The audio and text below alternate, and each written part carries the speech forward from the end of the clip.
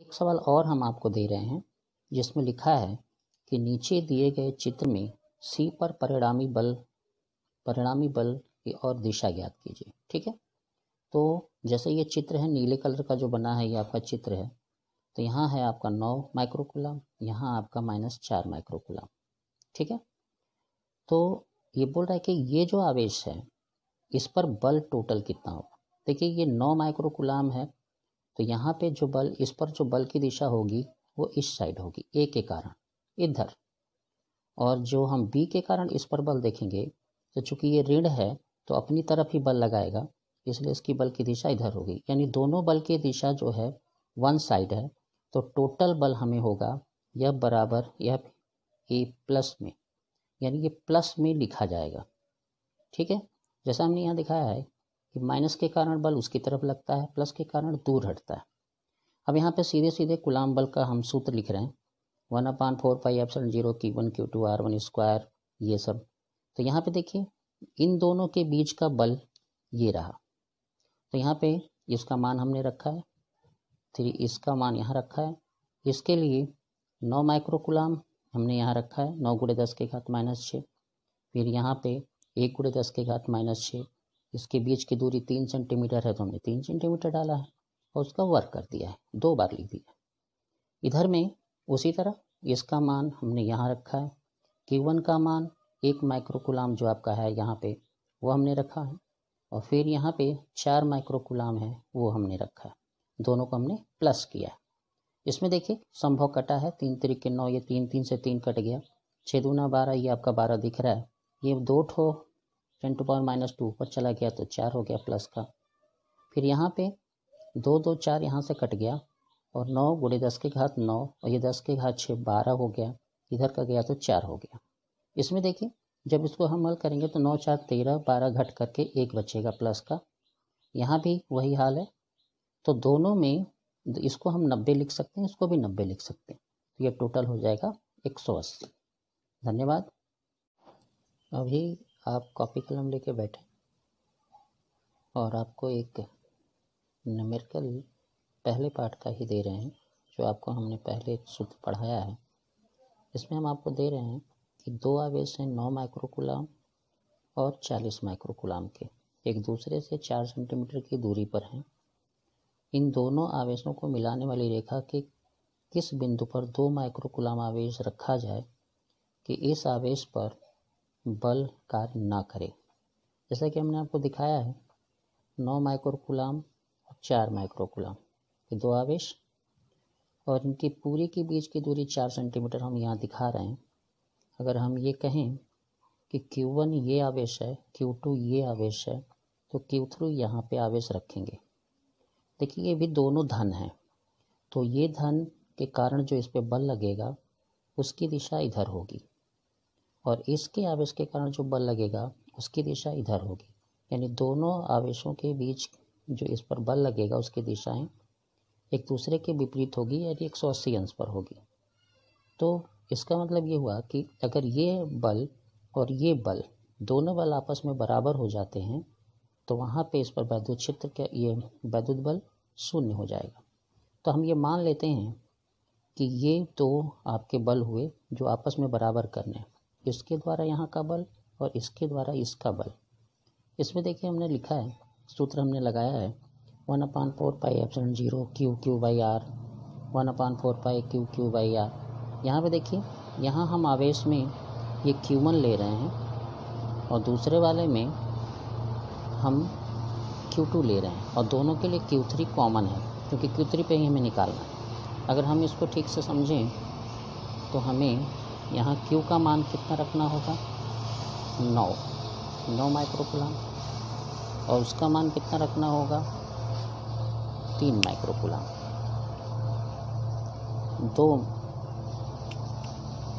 2 microcoulomb.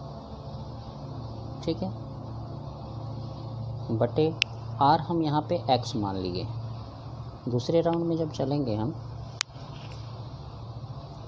तो यहाँ पे जो आपका बल होगा ये 4 माइक्रोकूलम का आया और ये आपका आया 2 माइक्रोकूलम फिर, लेकिन इसके बीच की दूरी हम 4 माइनस एक्स का स्क्वायर लिखेंगे, क्योंकि ये दूरी पूरे 4 में से इसको x मान लिए तो ये वाली घट जाएगी। इसके लिए यहाँ पे आपको 9 माइक्रोकुलाम था, यहाँ पे आपका 2 माइक्रोकुलाम था और यहाँ एक्स स्क्वायर।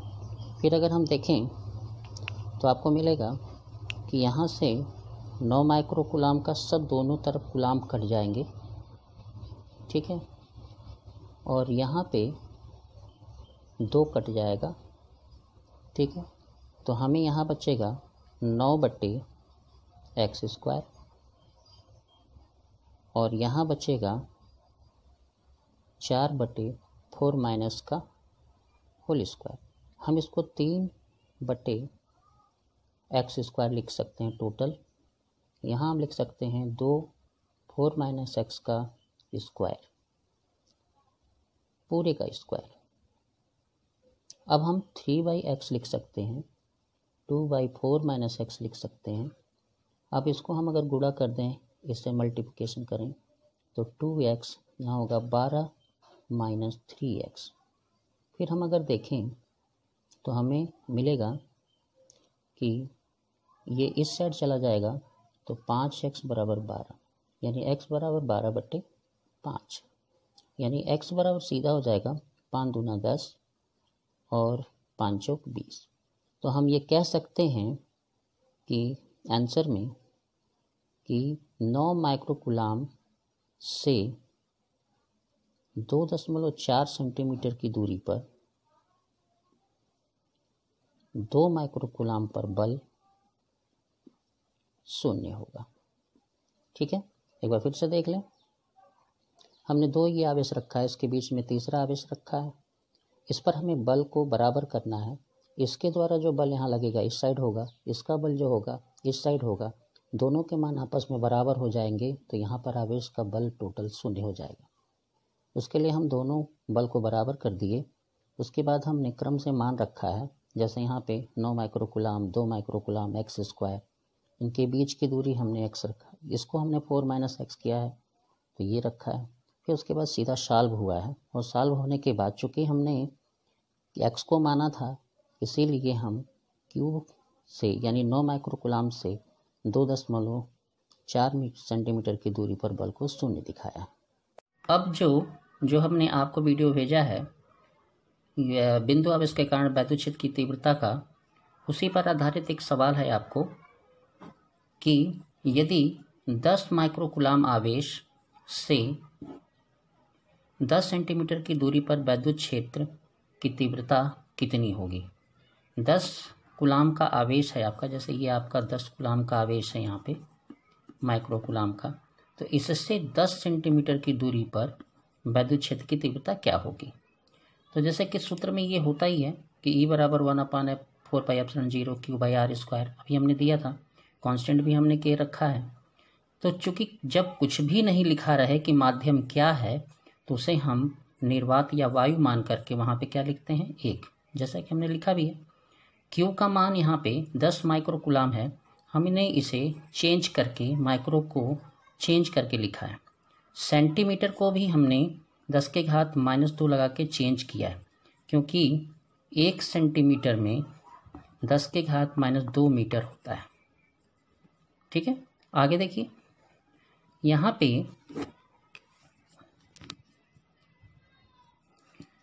पे जब हम हल कर रहे हैं तो यहाँ देखिए ये आपका कट गया 10-10, यहाँ 9/10 दिख रहा है, ये 10/9 है और 10/6 यहाँ दिख रहा है। इन दोनों पावर को हम ऐड कर दिए। उसके बाद जब हम इसको ऊपर ले गए तो देखिए यहाँ का एक 10 को कम करके 10 के घात 3 प्लस का ऊपर कर दिए, ये पूरा 9 कट गया, यानी 9 कुलाम आपका न्यूटन प्रति कुलाम वैद्युत क्षेत्र की तीव्रता आंसर में आएगी। उसी तरह का और देखिए, अगर 10 माइक्रोकुलाम और -5 माइक्रोकुलाम की 2 आवेश 4 मीटर की दूरी पर रखे हैं, तो इनको मिलाने वाली रेखा के मध्य बिंदु पर, मध्य बिंदु बोला उसने, मध्य बिंदु पर परिणामी वैद्युत क्षेत्र क्या होगा। कहने का मतलब कि 2 आवेश के कारण हमेशा परिणामी ही बनेगा, सिंगल के कारण तो वैद्युत क्षेत्र बन ही जाता। अब यहाँ पे हम दिखा रहे हैं आपको कि यहाँ पे ये आपका एक आवेश, ये दूसरा आवेश, एक 10 माइक्रोकुलाम, एक -5 माइक्रोकुलाम, ये मध्य बिंदु को हमने शो किया है। तो इस बिंदु से यहाँ तक की अगर हम इसे P मान लेते हैं तो यहाँ से यहाँ तक 2 मीटर आएगा, यहाँ से यहाँ तक 2 मीटर आएगा। एक और बात कि अगर ये प्लस है तो इसके कारण वैद्युत क्षेत्र हमेशा आगे बनेगा, ठीक है। प्लस के कारण वैद्युत क्षेत्र आगे बनता है और माइनस के वैद्युत क्षेत्र उसकी तरफ बनता है। तो देखिए दोनों की दिशा हमने सेम दिखाई है। सेम दिखाना यानी इनके बीच में 0 डिग्री का कोण है।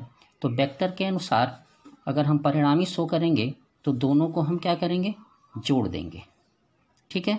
जोड़ने के बाद हम सिंगल सूत्र लगाएंगे, यानी इसका एक वैद्युत क्षेत्र, यानी इसके कारण यहाँ वैद्युत क्षेत्र तीव्रता और इसके कारण यहाँ वैद्युत क्षेत्र की तीव्रता को हम जोड़ देंगे।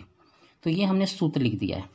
सूत्र में हमने एक कॉमन ले लिया है क्योंकि दोनों में ये वाली राशि कॉमन है, इसलिए निकाल लिया। यहाँ Q1/R1 स्क्वायर बचा, यहाँ Q2/R2 स्क्वायर बचा, जैसा दिख रहा है।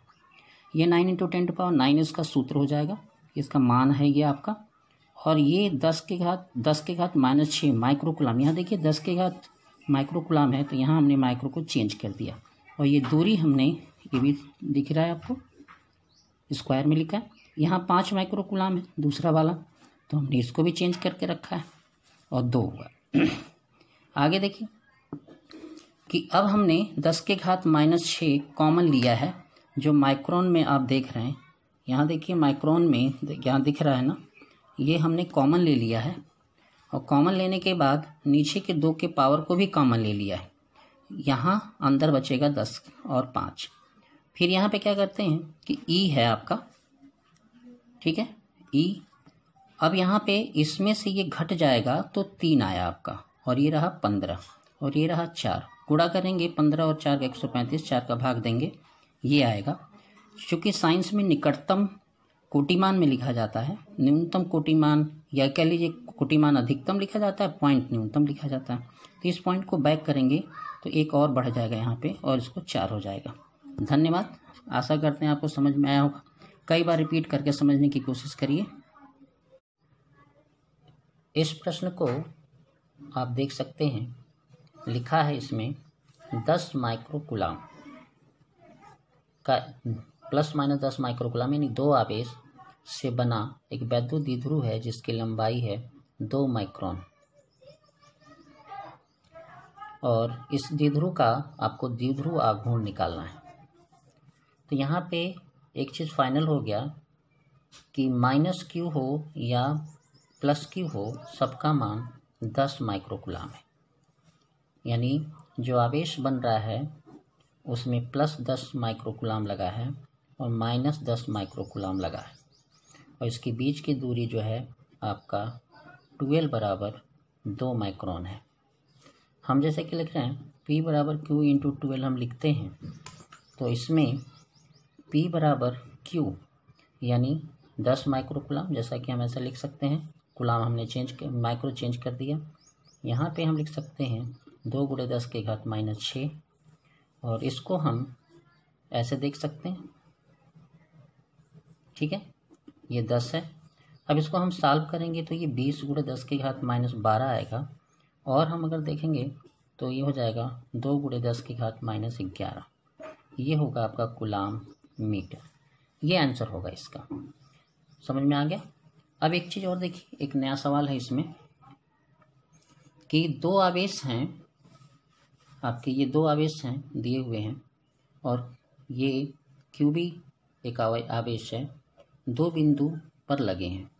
जैसे कि एक अगर हम एक सेट बनाते हैं ऐसे करके, अगर ये 0 0 पर होगा तो ये प्लस में है, तो प्लस में हमारा x एक्सिस पे ही दिख रहा है।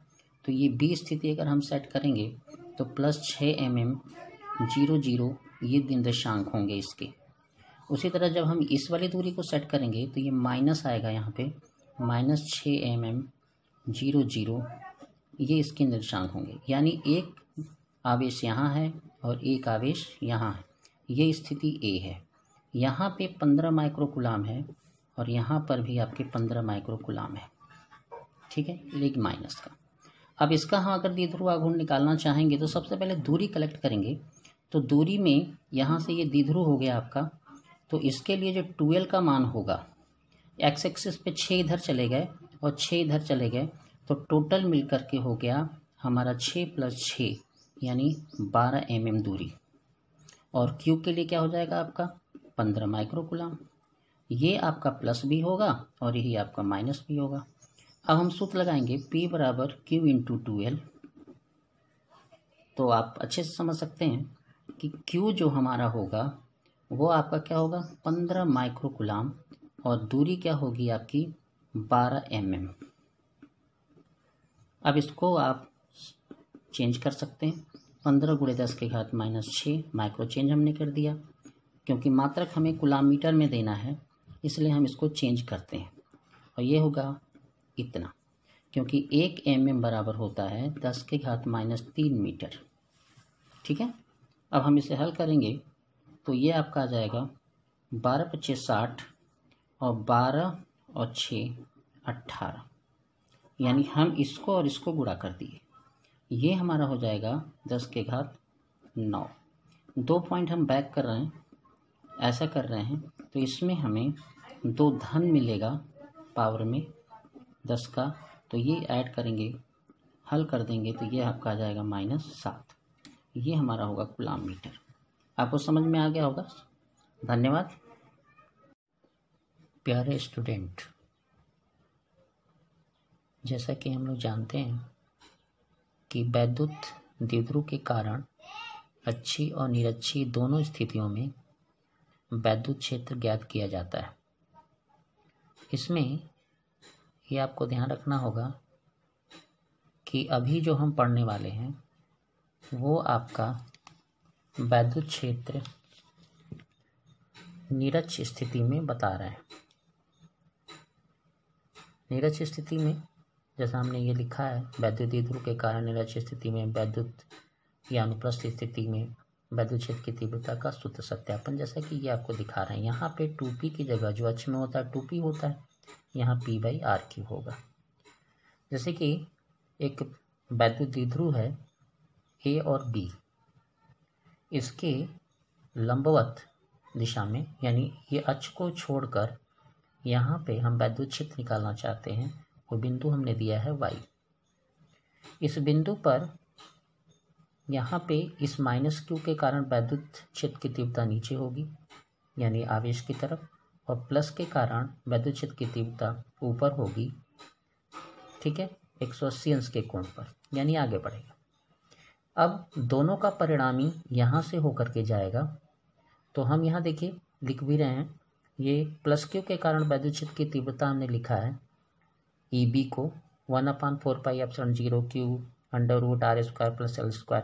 देखिए अगर ये L है तो ये R है, तो यहाँ पे उसका मान कितना आएगा, यहाँ से यहाँ तक की दूरी का √r² + L², जैसा इसमें दिख रहा है। उसी प्रकार हम आगे बढ़ेंगे तो -q के कारण जो वैद्युत क्षेत्र बनेगा वो इसके कारण बनेगा, यहाँ पे ही आएंगे और इसका मान होगा 1/4πε0 Q r² + L²।